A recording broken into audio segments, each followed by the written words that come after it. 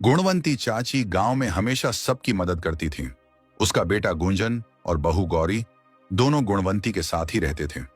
गुंजन खेत में काम करता था और गौरी भी उसे मदद करती थी। गुणवंती अब बूढ़ी हो गई थी, इसलिए अब वो खेत में नहीं जा पाती थी, लेकिन घर के सब काम करती थी। एक दिन गुणवंती घर के पीछे वाले आंगन में कपड़े सुखा रही थी। तभी उसने देखा कि चूल्हे में जलाने के लिए रखी हुई लकड़ियों में कुछ हिल रहा है। गुणवंती उन लकड़ियों को हिलाकर देखने लगी। तभी डर के मारे उसका गला सूखने लगा। उसने देखा तो एक काले रंग का बड़ा मादा सांप उसके सामने बिलबिला रहा था। उस मादा सांप को देखकर पहले तो गुणवंती घबरा गई थी, लेकिन जब उसने ध्यान से देखा तब उसे उस मादा सांप के शरीर पर बहुत सारे घाव दिखाई दिए। उस मादा सांप पर कई जगहों पर जख्म थे और उनसे खून बह रहा था। उसका पेट फूला हुआ था, जैसे कि उसके पेट में कुछ अंडे हों। गुणवंती ने ध्यान से देखा और समझ गई कि वो मादा सांप गर्भवती है। ये देखकर गुणवंती ने सोचा कि इसे बचाना चाहिए। गुणवंती उस सांप को उठाकर घर के अंदर लेकर आई। उसने सांप के शरीर पर एक खास दवाई लगाई। उसने सांप को एक टोकरी में रखा और उस पर ढक्कन लगाया। कुछ देर के बाद गुंजन और गौरी खेत करके घर लौट आए। उन्होंने देखा कि एक टोकरी में सांप को रखा हुआ है। ये देखकर गौरी ने जोर से पुकार लगाई और गुंजन को बुलाया। गुंजन ने भी उस सांप को देखा। तब उसकी आंखों में डर छा गया। उसने गुणवंती से पूछा, मां, ये सांप कहां से आया और तुमने इसे घर में क्यों रखा है? गुणवंती ने कहा कि उसे ये सांप आंगन में मिला है। गुंजन ने पूछा, फिर तुम्हें ये सांप घर में रखने की क्या जरूरत थी? गुणवंती ने बताया कि सांप घायल था, इसलिए उसने उसे अपने साथ रखा है। जब तक ठीक नहीं होता उसे यहीं रहने दो। ये एक मादा सांप है और इसके पेट में अंडे हैं। इसे ऐसी हालत में ऐसे छोड़ना ठीक नहीं है। गौरी ने कहा, लेकिन इस सांप ने किसी को काट लिया तो हमें इसे यहां नहीं रखना चाहिए। गुणवंती ने कहा, नहीं, ये किसी को नहीं काटेगा। ये तो खुद ही इतना घायल है कि कुछ नहीं कर सकता। कुछ दिनों की ही तो बात है। एक बार इसके अंडे बाहर आ जाएं तो हम इसे छोड़ देंगे। गुंजन और गौरी ने बहुत कहा, लेकिन गुणवंती ने उनकी बात नहीं सुनी। वो अब रोज सांप का ख्याल रखने लगी। उसके शरीर पर दवाई लगाकर उसे दूध पिलाती थी। कुछ दिन बीत गए थे। जब से मादा सांप गुणवंती के साथ उसके घर में रहने लगी थी, उस दिन से गुंजन के खेत में फसल अच्छी होने लगी थी। एक दिन गुणवंती ने गौर किया।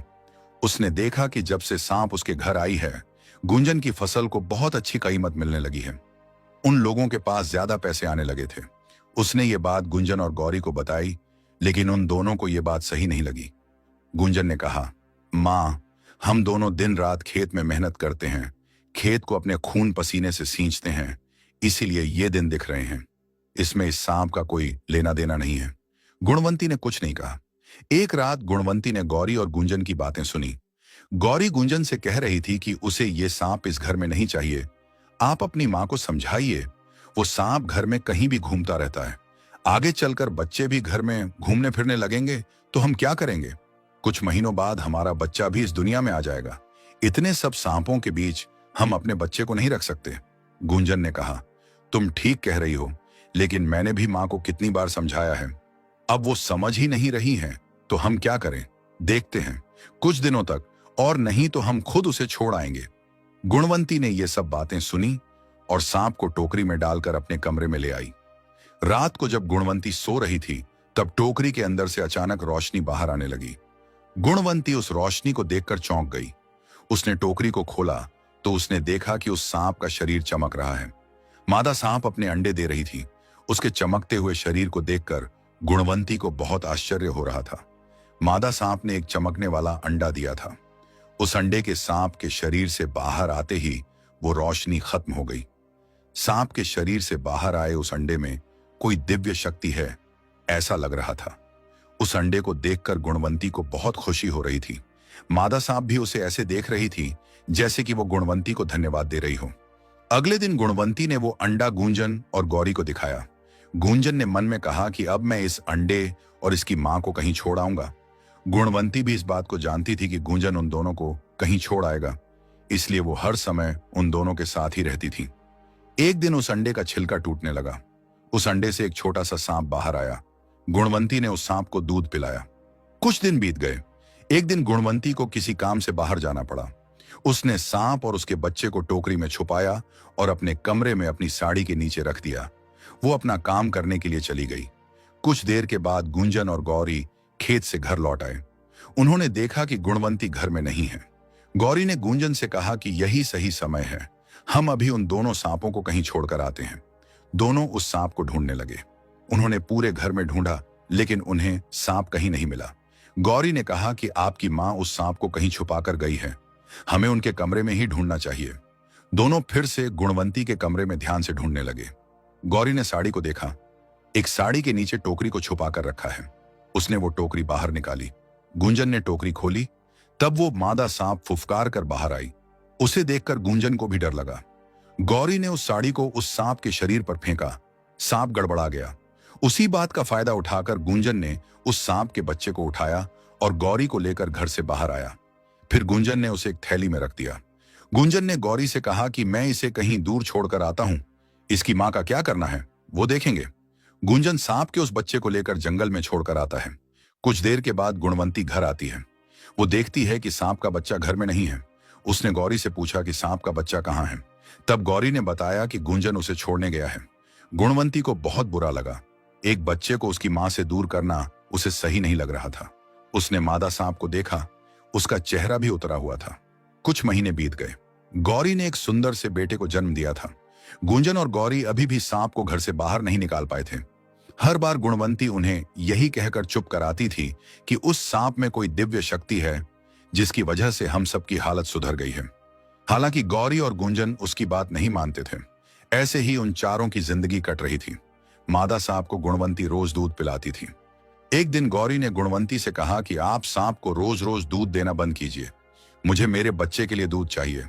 गुणवंती ने कहा कि वो दिन भर बस एक कटोरी तो दूध पीती है, उसे उतना दूध दो। एक तो तुम दोनों ने उसके बच्चे को भी उससे दूर कर दिया है, अब उसका खाना उससे क्यों छीन रहे हो। गौरी मुंह बनाकर चली गई। एक दिन गौरी नदी पर पानी भरने गई थी। गुणवंती भी अपनी पड़ोसी सहेली से बात कर रही थी। गौरी का छोटा बच्चा पालने में झूल रहा था। मादा सांप रेंगते हुए धीरे धीरे बच्चे के पालने के पास आने लगा। गुंजन खेत में गया हुआ था। मादा सांप अब पालने के पास पहुंच गया और पालने पर चढ़ने लगा। बच्चा पालने में मस्ती से झूल रहा था और गुणवंती अपनी सहेली से बात करने में मशगूल हो गई थी। मादा सांप अब पालने पर झूलते हुए बच्चे के पास पहुंच गया था। तभी गौरी वहां आई। उसने देखा कि सांप उसके बच्चे के बिल्कुल पास पहुंच गया है। गौरी बहुत घबरा गई। उसके हाथ से पानी का घड़ा छूट गया। उसे घबराहट के साथ बहुत गुस्सा आ गया और उसने वहीं पड़ी एक लाठी उठाई और लाठी से उस सांप को जमीन पर रखा। उसने सांप को छड़ी से पीटना शुरू किया। गौरी जोर जोर से सांप को पीट रही थी। उसकी आवाज सुनकर गुणवंती भाग कर आई। तब उसने देखा कि गौरी सांप को पीट रही है। गौरी सांप को इस तरह पीट रही थी कि कुछ ही देर में सांप की वहीं मौत हो गई। गुणवंती रोने लगी और उसने गौरी से पूछा कि तुमने ऐसा क्यों किया। तब गौरी ने चिल्लाकर कहा कि आज आपके इस सांप की वजह से मेरे बेटे को कुछ हो जाता। गुणवंती ने कहा कि नहीं, मेरा सांप ऐसा कभी नहीं कर सकता। गौरी ने कहा कि आपको अपने सांप की पड़ी है तो मुझे मेरे बेटे की चिंता नहीं हो सकती क्या। हमने तो पहले भी कितनी बार आपसे कहा था कि इस सांप को घर से बाहर निकाल दीजिए, लेकिन आपने मेरी बात नहीं मानी, इसलिए आज उसे मरना पड़ा। तभी गुंजन भी घर आ गया। उसने देखा कि सांप मरा पड़ा हुआ है। गुणवंती रो रही है और गौरी चिल्ला चिल्ला कर बोल रही है। वो समझ गया कि क्या हुआ होगा। गुणवंती पालने के पास गई। उसने देखा कि पालने पर एक चूहा घूम रहा है। उस चूहे से बच्चे को बचाने के लिए सांप पालने पर गया था।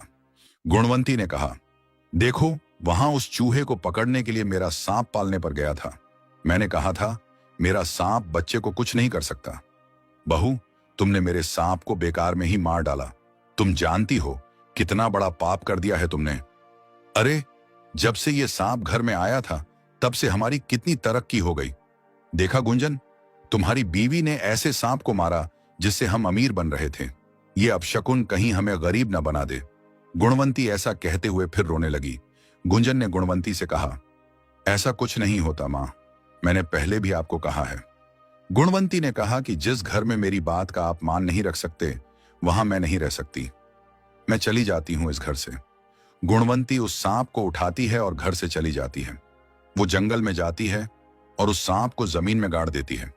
वो वहीं एक पेड़ के नीचे बैठ जाती है। तभी एक सांप आकर उसी जगह बैठ जाता है जहां उसने सांप को गाड़ा था। उस सांप के चमकीले शरीर को देखकर गुणवंती समझ जाती है कि ये उस सांप का बच्चा है। गुणवंती कहीं से दूध लेकर आती है और बच्चे को पिलाती है। अब गुणवंती उसी जंगल में रहकर उस सांप का ख्याल रखने लगती है।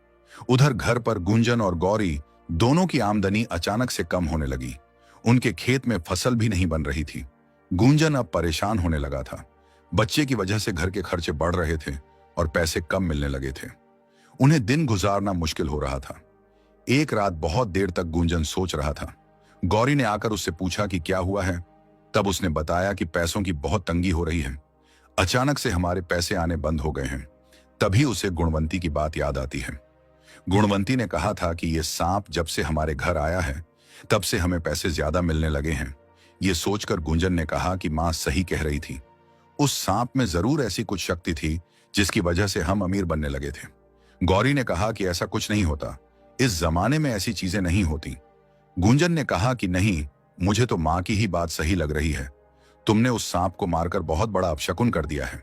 उस सांप के जाने के बाद ही हमारे बुरे दिन आ गए हैं। मुझे मां को ढूंढना होगा। अब मां ही कुछ कर सकती है। मैं जाकर मां को ढूंढता हूं। गुंजन पूरे गांव में गुणवंती को ढूंढता है, लेकिन उसे गुणवंती कहीं नहीं मिलती। एक दिन ऐसे ही गुंजन जंगल में गया। तब उसे एक सांप दूध पीते हुए दिखाई दिया। गुंजन सोचने लगा कि जंगल में सांप को दूध कौन पिलाता होगा। अगले दिन गुंजन छुपकर देखने लगा। कुछ देर के बाद गुणवंती दूध का कटोरा लेकर आई और उसने वो कटोरा रख दिया। कुछ देर के बाद सांप आया और उसने वो दूध पी लिया। गुंजन गुणवंती के सामने आया और उसने गुणवंती का हाथ पकड़ लिया। गुंजन ने गुणवंती से माफी मांगी। उसने बताया कि कैसे अब उसकी आमदनी कम हो गई है। गुणवंती ने कहा कि मैंने पहले ही बोला था, लेकिन बहू ने अपनी जिद नहीं छोड़ी और मेरे सांप को मार डाला। गुंजन ने गुणवंती के पैर पकड़ लिए और उसे कहा कि मां, तुम मेरे साथ घर चलो, साथ में तुम्हारे इस सांप को भी ले चलो। शायद इस सांप की वजह से हमारी हालत फिर सुधर जाए। गुणवंती ने कहा कि मैं अब किसी सांप को लेकर नहीं आ सकती। इस सांप का यहीं रहना ठीक है। गुंजन गुणवंती से मिन्नतें करने लगा। तभी अचानक उस सांप के शरीर से रोशनी बाहर आई और वो सांप आधा इंसान बनकर खड़ा हो गया। उसने गुणवंती से कहा, मां, तुमने मुझे दूध पिलाकर पाला है, इसलिए अब मेरा भी यह फर्ज बनता है कि मैं तुम्हारे लिए कुछ करूं। मैं तुम्हारे साथ रहने के लिए तैयार हूं। सांप गुणवंती और गुंजन के साथ घर चला गया। जिस दिन से सांप का बच्चा गुणवंती के घर गया था, उनके अच्छे दिन फिर से आ गए थे। फिर से गुंजन की अच्छी फसल होने लगी थी। अब गौरी को भी उस सांप की अहमियत पता चलने लगी थी और गौरी अब उसका विरोध नहीं करती थी। सांप के बच्चे ने गुणवंती से पिलाए हुए दूध के कर्ज को उतारते हुए अपनी दिव्य शक्ति से उन्हें अमीर बना दिया।